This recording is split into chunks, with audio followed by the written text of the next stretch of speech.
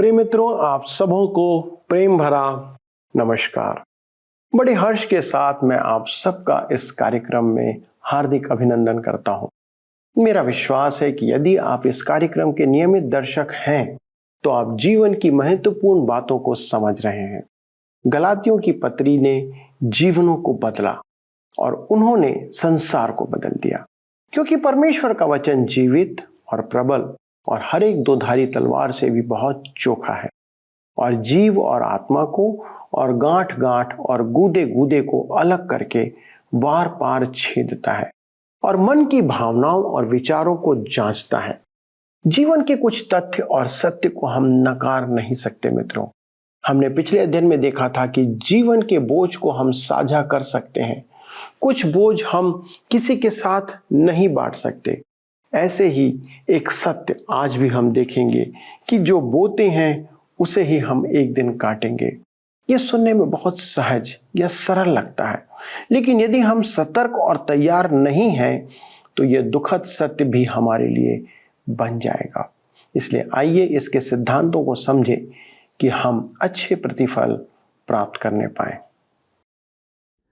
प्रिय मित्रों, आइए आज हम अपने अध्ययन में आगे बढ़ें। जैसा कि आप सब जानते हैं कि हम देख रहे हैं कि पौलुस मनुष्यों के बोझ का उल्लेख करता है और कहता है, आपस में एक दूसरे का बोझ बांटकर अपराधी को खड़ा करो। परंतु वह अपने बोझ को स्वयं उठाने के लिए भी कहता है। तो आइए हम पढ़ें गलातियों की पत्री 6 अध्याय उसके 6 पद। यहाँ पर इस प्रकार से लिखा है, जो वचन की शिक्षा पाता है वह सब अच्छी वस्तुओं में सिखाने वाले को भागी करे। मेरे मित्रों, यह संभवतः बाइबल का सबसे अधिक स्पष्ट पद है। पौलुस वास्तव में 2 टुक कहता है, सिखाने वाले को भागी करे, अर्थात जो आपको आत्मिक लाभ पहुंचाता है उसे आप भौतिक लाभ पहुंचाएं। परमेश्वर ने आपको सांसारिक आशीषें दी हैं, इसलिए आपका यह उत्तरदायित्व है कि आप आत्मिक आशीषें प्रदान करने वाले को सांसारिक लाभ पहुंचाएं। यह बांटने का अनुग्रह रूपी आधार है। यदि आप दुकान से कुछ खरीदकर पैसा न दें तो आप परेशानी में पड़ जाएंगे। अनेक जन आत्मिक लाभ तो उठाते हैं परंतु बदले में कुछ नहीं देते। इस विषय में कोई कुछ नहीं सोचता। परमेश्वर का वचन कहता है कि आपको आपके आत्मिक सेवकों के साथ आशीषें बांटनी चाहिए। तब हम आगे पढ़ेंगे गलातियों की पत्री 6 अध्याय उसके 7 पद। लिखा है, धोखा न खाओ, परमेश्वर ठट्ठों में नहीं उड़ाया जाता, क्योंकि मनुष्य जो कुछ बोता है वही काटेगा। यह ध्यान देने योग्य पदों में से एक है। यह नियम जीवन के हर एक पक्ष में लागू होने वाला अपरिहार्य नियम है।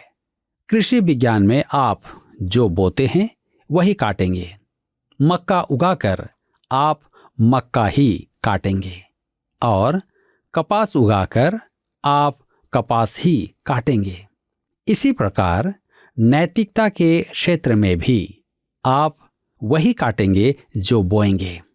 मत्ती रचित सुसमाचार अध्याय 13 में प्रभु यीशु ने बीज बोने वाले का दृष्टांत सुनाया। उसने हमें फसल काटने वाले के बारे में भी बताया है। एक बार जेल में एक आगंतुक आया। उसने देखा कि वहां एक कैदी अपने वस्त्र सील रहा था। उसने पूछा, क्या कर रहे हो? सिलाई कर रहे हो? उसने उत्तर दिया, नहीं, भुगत रहा हूं। इस पद का अभिप्राय यही है। यह सिद्धांत अपरिवर्तनीय है, बदला नहीं जा सकता। एक बिंदु भी होता है कि आप गेहूं बोकर गेहूं की फसल ही काटेंगे। आप अखरोट के वृक्ष से संतरा नहीं पाएंगे। तरबूज की बेल कितनी भी दूर चली जाए वह कद्दू नहीं उगाएगी। आप जानते हैं कि 5000 वर्ष पूर्व की मिस्री कब्रों में गेहूं पाया गया है। वे गेहूं बोते थे और गेहूं ही निकलता था। आज 5000 वर्ष बाद भी गेहूं का दाना नहीं भूला कि वह गेहूं है। मेरे मित्रों, आप जो बोएंगे वही काटेंगे। यह सिद्धांत कभी नहीं बदलेगा। इस सिद्धांत के अनेक उदाहरण बाइबल में हैं। हम याकूब के बारे देखते हैं उत्पत्ति की पुस्तक 27 अध्याय से 29 अध्याय में। याकूब ने अपने पिता इसहाक को धोखा दिया। उसने बकरी की खाल पहनकर अपने भाई का रूप धारण किया और धोखे से पहलौठे की आशीषें प्राप्त की। वहां से भागकर याकूब वर्षों अपने मामा के पास रहा।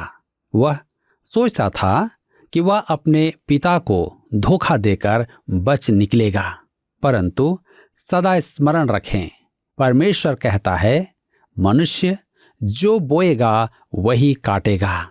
उसके जैसा नहीं, ठीक वैसा ही जैसा आप बोते हैं। याकूब के साथ क्या हुआ था? मात्र वह राहेल से प्रेम करने लगा और उसे पाने के लिए 7 साल अपने ससुर की सेवा की और अंत में विवाह के बाद देखा कि वह राहेल नहीं, उसकी बड़ी बहन लिया थी। मेरे विचार में यह याकूब के लिए एक महान शिक्षा थी। उसने अपने पिता को बड़ा पुत्र होने का धोखा दिया तो उसके मामा ने उसे लिया को राहेल बनाकर धोखा दिया। मेरा विश्वास करें, मुर्गी बसेरा करने घर ही आती है। पहले राजा की पुस्तक अध्याय 21 में आहाब और इजबेल की कहानी है।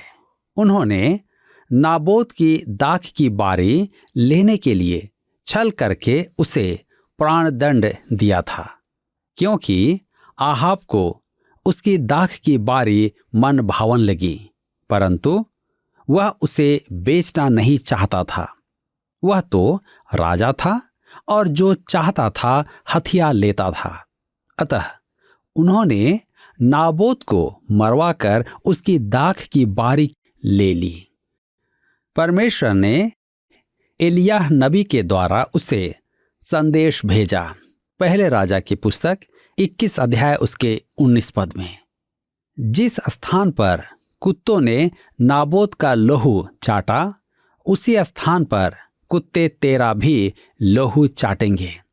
आहाब सोचता था कि वह बच गया, परंतु एक दिन युद्ध में घायल होकर उसने अपने सारथी से कहा कि वह उसे युद्ध क्षेत्र से निकालकर बाहर ले जाए। उसका लहू रथ में बह रहा था। युद्ध के बाद वह सामरिया में आया और वहां जब रथ धोया गया तो कुत्तों ने उसका लहू चाटा। मेरे मित्रों, पौलुस भी एक उदाहरण है। पौलुस स्तिफनुस के पथरवाह में अगुवाई कर रहा था, परंतु मन फिराव के बाद वह सुसमाचार प्रचार करता हुआ गलातिया प्रदेश आया तो वहां उससे पथरवाह किया गया। अब आप सोचेंगे कि उसने तो प्रभु यीशु को ग्रहण कर लिया था और उसके पाप धुल गए थे, अतः वह अपनी कोई फसल नहीं काटेगा। यह तो परमेश्वर का नियम है। मनुष्य जो बोता है वही काटेगा। मेरे मित्रों, मुझे आज भी प्रचारक मेल ट्रायर की एक घटना स्मरण है। एक रात हम सभा के बाद एक जलपान गृह में गए। सब ने कुछ न कुछ पीने के लिए मंगवाया। उनसे पूछा गया कि उन्होंने केवल सोडा मंगवाया। उनसे पूछा गया कि उन्होंने केवल सोडा ही क्यों लिया। उनका उत्तर मेरे लिए चिर स्मरणीय है। प्रभु ने मेरे मन फिराव पर मुझे नया मन दिया, परंतु नया पेट नहीं दिया। मैंने वर्षों शराब पीकर जो बोया है उसे काट रहा हूं। धोखा ना खाओ, परमेश्वर ठट्ठों में नहीं उड़ाया जाता। आप बच नहीं सकते, चाहे आप कोई भी क्यों ना हो। काश युवा पीढ़ी इस सिद्धांत की सत्यता को समझ पाए। अनेक जन नशा करते हैं, अनेक जन यौनाचार में संतोष खोज रहे हैं। कुछ ने तो अपने कर्मों की फसल काटना आरंभ कर दी है। यौन रोग चरम सीमा पर है और मानसिक असंतुलन संकट स्तर को छू रहा है। क्यों? परमेश्वर कहता है कि पाप करके बचना संभव नहीं। परमेश्वर ने कह दिया है, जैसा बोओगे वैसा ही काटोगे। परमेश्वर ठट्ठों में उड़ाया नहीं जा सकता। मक्का बोकर आप मक्का ही काटेंगे, पाप बोकर आप पाप ही काटेंगे। अब कोई कहेगा मेरा मन परिवर्तन हो गया है। यह बहुत ही अच्छी बात है, परंतु आपको एक दिन वही काटना होगा जो आपने बोया है। मेरे मित्रों, मैं नहीं जानता कि आपने क्या बोया है और आप क्या बो रहे हैं। याद रखें कि एक दिन फसल तैयार होगी और आपको उसे काटना ही होगा। आप इसका इनकार नहीं कर सकते हैं। इसलिए आइए हम अपने जीवन को प्रभु के निकटता में लाएं और सच्चा पश्चाताप कर मन फिराएं, ताकि हम अनंत जीवन का आनंद उठा सकें, क्योंकि परमेश्वर भी यही चाहता है। हम गलातियों के पत्र 6 अध्याय उसके 8 पद में आगे पढ़ते हैं। लिखा है, क्योंकि जो अपने शरीर के लिए बोता है वह शरीर के द्वारा विनाश की कटनी काटेगा, और जो आत्मा के लिए बोता है वह आत्मा के द्वारा अनंत जीवन की कटनी काटेगा। ध्यान दीजिए, अनंत जीवन की कटनी काटेगा, अर्थात इस जीवन में आत्मा का फल और भविष्य में महिमा।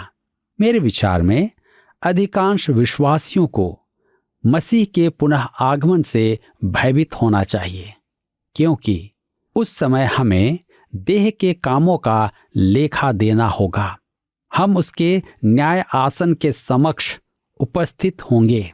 मेरे मित्रों, आपका उद्धार हो गया है, परंतु वह दिन आपके लिए लज्जा का कारण होगा जब आप उसके समक्ष उपस्थित होंगे और अपने कामों का लेखा देंगे। यूहन्ना रचित सुसमाचार उसके 2 अध्याय और 28 पद में हम इसे पाते हैं। देह के अधीन आप दैहिक बातें ही करेंगे। इसका अर्थ यह नहीं कि आप उद्धार से वंचित हो जाएंगे, परंतु अति संभव है कि आप प्रतिफल से वंचित हो जाएं, जिसके कारण आपको लज्जित होना पड़ेगा। परमेश्वर ने लाल बत्ती दिखाई है, परंतु अब वह हरी बत्ती दिखाता है। आइए हम पढ़ें गलातियों की पत्री 6 अध्याय उसके 9 पद। लिखा है, हम भले काम करने में साहस ना छोड़ें, क्योंकि यदि हम ढीले ना हों तो ठीक समय पर कटनी काटेंगे। मुझे एक बार एक पिता ने कहा, मैं अपने पुत्रों के लिए परेशान हूं। वह डॉक्टर है। उसने कहा, समय की धारा मेरे विरुद्ध है, स्कूल मेरे विरुद्ध है, अन्य बच्चों के माता पिता मेरे विरुद्ध हैं, यहाँ तक कि मेरे कुछ मित्र भी मेरे विरुद्ध हैं। परंतु मैं अपने लड़कों को उचित से बड़ा करना चाहता हूं। मेरे मित्रों, यदि आपकी चिंता का कारण यही है, तो मैं आपको सही बीज बोने के लिए प्रोत्साहित करूंगा। धीरज धरें। आपने जो बोया है वही आप काटेंगे, परंतु सही समय पर। अतः बोते रहें। आज आपके सामने समस्याएं और कठिनाइयां आएंगी, परंतु परमेश्वर का वचन बोते रहें। परमेश्वर ने यशायाह नबी की पुस्तक 55 अध्याय उसके 10 और 11 पद में प्रतिज्ञा की है, जिस प्रकार से वर्षा और हिम आकाश से गिरते हैं और वहां यूं ही लौट नहीं जाते, वरन भूमि पर पड़कर उपज उपजाते हैं, जिससे बोने वाले को बीज और खाने वाले को रोटी मिलती है, उसी प्रकार से मेरा वचन भी होगा जो मेरे मुख से निकलता है, वह व्यर्थ ठहरकर मेरे पास ना लौटेगा, परंतु जो मेरी इच्छा है उसे वह पूरा करेगा और जिस काम के लिए मैंने उसको भेजा है उसे वह सफल करेगा। मेरे मित्रों, स्मरण रखें कि अब्राहम ने परमेश्वर पर विश्वास किया और कनान देश में उसकी संगति में रहा। उस समय कनान देश के निवासी दुष्ट थे और मूर्ति पूजक थे। वहां उसके पुत्र इसहाक का जन्म हुआ। इसहाक जब जवान हो गया तब अब्राहम परमेश्वर की आज्ञा मानकर इसहाक को बलि करने के लिए मोरियाह पर्वत पर ले गया, परंतु परमेश्वर ने उसे ऐसा नहीं करने दिया। अब्राहम ने आत्मा का बीज बोया और अनंत जीवन की फसल काटी। मूसा की माता ने उसका जीवन बचाने की युक्ति की और राजा की पुत्री ने मूसा को गोद ले लिया। परमेश्वर का अद्भुत प्रबंध था कि मूसा की माता ही उसकी दाई बनी। इसमें दो राय नहीं कि मूसा की माता को परमेश्वर और परमेश्वर द्वारा अब्राहम के बुलाए जाने तथा इस्राएल के लिए परमेश्वर के उद्देश्य के बारे में बताया होगा।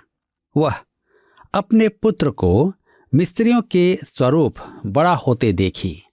संपूर्ण मिस्र संस्कृति, सुख सुविधा, दर्शन शास्त्र और धर्म उसके विरुद्ध थे, परंतु एक दिन ऐसा आया जब मूसा ने मिस्र का सुख और पाप का त्याग किया और परमेश्वर की प्रजा में अपना स्थान लिया।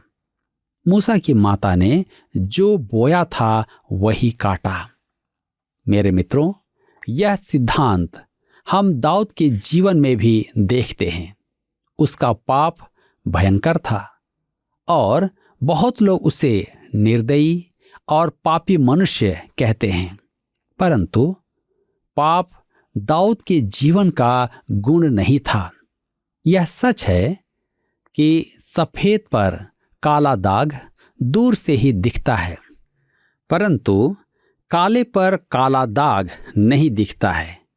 उस युग के राजा ऐसे बुरे थे कि उनका पाप नहीं दिखाई देता था, परंतु दाऊद के जीवन में उसका पाप बहुत बड़े धब्बे के समान दिखता है। दाऊद के मन में परमेश्वर था। दाऊद ने पाप का बीज डाला और अपने पुत्रों के जीवन में उसकी फसल काटी, जबकि अपने पाप के अंगीकार में वह परमेश्वर के लिए भूख और प्यास प्रकट करता है। मेरे मित्रों, हम जो बोते हैं वही काटेंगे। जहां तक अवसर मिले हम सबके साथ भलाई करें। गलातियों की पत्र 6 उसके 10 पद में आगे लिखा है, इसलिए जहां तक अवसर मिले हम सबके साथ भलाई करें, विशेष करके विश्वासी भाइयों के साथ। पौलुस कहता है कि हम भलाई करने वाले बने। मुझे समझ में आ गया है कि मुक्त विचार का धर्म भलाई करने का अर्थ है। मैं भलाई करने में विश्वास करता हूँ। भलाई करने में भी आपकी नींव सही होनी है। सही नींव है परमेश्वर के अनुग्रह का सुसमाचार और आत्मा में चलना। आत्मा के जीवन में आत्मा का फल लगता है। इस प्रकार मेरे मित्रों, आप भलाई करेंगे, आप सबकी भलाई करेंगे। विशेष करके विश्वासी भाइयों के साथ। आज मैं आपके जीवन के बारे में नहीं जानता कि आप क्या बो रहे हैं, परंतु इस बात के लिए मैं आपसे अवश्य कहूँगा कि आज आपके पास समय है कि आप देख लें कि आप क्या बो रहे हैं, क्योंकि जो आप बोते हैं वही काटेंगे। इससे पहले कि देर हो जाए, अभी भी समय है। आप प्रभु के पास लौट आएं, उसकी आज्ञाओं का पालन करें, उससे प्रेम करें, अपने पापों के लिए प्रायश्चित करें। पौलुस हम सबको यही कहना चाहता है।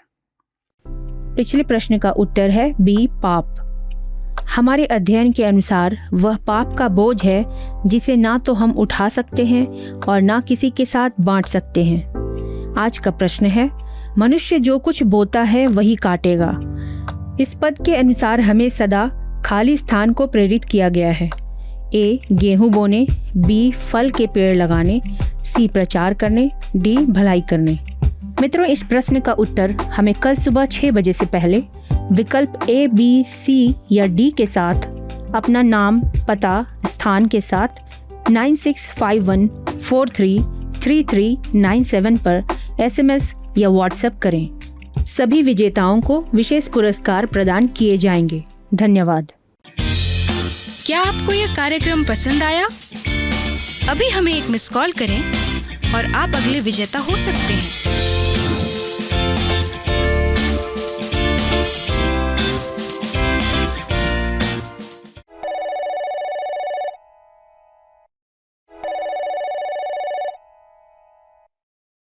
प्रिय मित्रों, आज के अध्ययन में हमने 2 महत्वपूर्ण बातों को सीखा। एक यह कि जो वचन की शिक्षा पाता है वह सब अच्छी वस्तुओं में सिखाने वाले को भागी करे। जब आप किसी सेवक को उसके आत्मिक सेवा के लिए भौतिक वस्तुओं में उसको भागी करते हैं तो आपने उत्तम चीज को बोया है, इस बात को जान ले, या आप उत्तम चीज को बोने का काम करते हैं। कई बार हम इस सेवा को भूल जाते हैं। जब कोई पड़ोसी हमें एक कटोरा सब्जी प्रेम स्वरूप देता है तो हम अपने नैतिक जिम्मेदारी को समझते हुए खाली कटोरा वापस नहीं करते, लेकिन उसके बदले उसमें कुछ ना कुछ चीज भरकर या सामान भरकर उसे वापस करते हैं, ताकि हमारा आपसी प्रेम, स्नेह, सामंजस्य और संबंध बना रहे। लेकिन हम कई बार वचन के सिखाने वाले के प्रति इस कर्तव्य को भूल जाते हैं। यदि आप ऐसा करते हैं और सुसमाचार के लिए दान एकत्र करते हैं, दान देते हैं, तब आपने परमेश्वर के वचन का पालन किया है। परमेश्वर इसका प्रतिफल निश्चित आपको एक दिन देगा। हम आज जो कुछ बोते हैं उसी की कटनी काटने के ऊपर विस्तार से अध्ययन आज किया है। इसलिए भलाई करने को अवसर दें, और विशेषकर विश्वासी भाइयों के साथ। यदि परमेश्वर ने आपको आशीष दिया है तो अपने भाई को ना भूलें, ताकि परमेश्वर आपको उसका प्रतिफल दे सके। आइए इस संबंध में प्रार्थना करें कि परमेश्वर हमारी सहायता करे कि हम अपने भाइयों और बहनों के प्रति सजग रहें, उनकी आवश्यकताओं के प्रति, चाहे उनकी सामाजिक आवश्यकता हो, चाहे उनकी आत्मिक आवश्यकता हो या पारिवारिक आवश्यकता। आइए प्रार्थना करें। परमेश्वर पिता, आपका वचन हमें एक दूसरे के प्रति प्रेम करने की शिक्षा देता है और सिखाता है कि हम एक दूसरे के भार उठाएं। प्रभु, आज संसार में हमें एक दूसरे के साथ खड़े होने की आवश्यकता है। और प्रभु, हम इस बात को स्मरण करते कि यदि हमारे साथ कोई खड़ा नहीं होता, हमें कोई वचन नहीं सुनाता, तो आज हम आपके साथ नहीं होते। इसी रीति से प्रभु, हम अपने सारे दर्शकों के लिए आज प्रार्थना करते कि यदि उन्होंने इस वचन के द्वारा, इस अध्ययन के द्वारा आपको जाना है, आपके निकटता में आए हैं, तो प्रभु आप उनकी सहायता करें कि वे प्रभु दूसरों के लिए सहायक बने, दूसरों तक सुसमाचार लेकर के जाएं, दूसरों को प्रभु यीशु मसीह के बारे में बताएं, ताकि उन सबों का जीवन इनके द्वारा आशीषित हो सके और वे अपने बुलाए जाने की दशा को पूरा करें। प्रभु हमारे सारे दर्शकों की सहायता करें कि वे एक दूसरे को वचन सुनने में, और जिन्होंने वचन नहीं सुना है, जो प्रभु को नहीं जानते, उन्हें प्रभु यीशु के पास लाने में वो सहायक सिद्ध हो। धन्यवाद देते प्रभु प्रार्थना को सुनने के लिए, और यीशु के नाम से इस विनती को मांगते हैं, आमीन। प्रिय मित्रों, आज का वचन और आज का अध्ययन आपको कैसा लगा? कृपया हमारे साथ साझा करें और हमें बताएं कि आपने क्या अनुभव किया। उसके लिए आप फोन, SMS या पत्र का उपयोग करें। जी हाँ, आप एक मिस कॉल करके भी बता सकते हैं कि आपको आज का कार्यक्रम अच्छा लगा। आपके प्रश्न और प्रार्थना निवेदन का हमें सदा इंतजार रहता है, जिसकी हम अपेक्षा करते हैं। अगले प्रसारण में हम इस अध्ययन को आगे बढ़ाएंगे। तब तक परमेश्वर की आशीष आपके जीवन में, आपके परिवार में बनी रहे। धन्यवाद।